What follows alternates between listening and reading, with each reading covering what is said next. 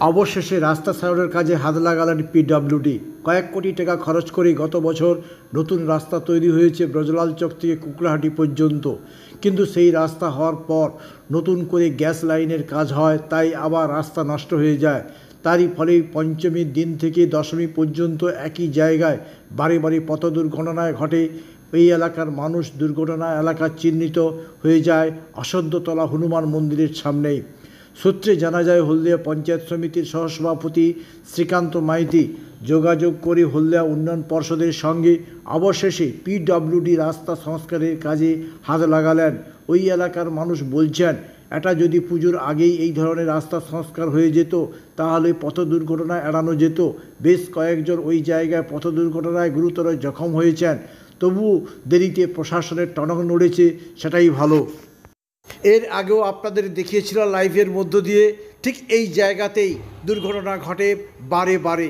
ঠিক অসত্যতলা হনুমানজির মন্দির ঠিক তার সামনেই পাইপ লাইনের গ্যাসের যে পাইপ লাইন গেছে রাস্তা খুঁড়ে ঠিক যায় এই জায়গাতেই এই দুর্ঘটনা ঘটেছিল বারে বারেই।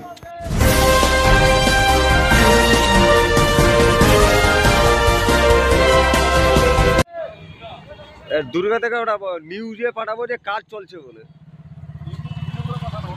হ্যাঁ, ভিডিও করে পাঠিয়ে দেবো।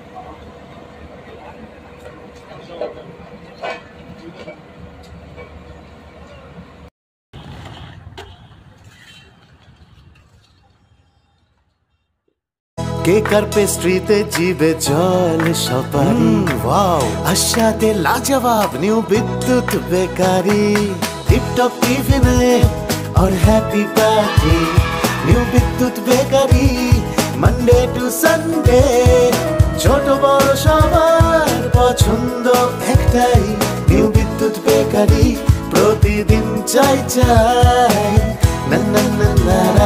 নিউ বিদ্যুৎ বেকারি। রাজলক্ষ্মী জুয়েলারি ওয়ার্কস, রাজলক্ষ্মীর মধুদার মধুর মতো ব্যবহার। দুর্গা চক, বাসন্তী ভবন, দুর্গা মন্দিরের পাশে, সুপার মার্কেটের বিপরীতে, হলদিয়া।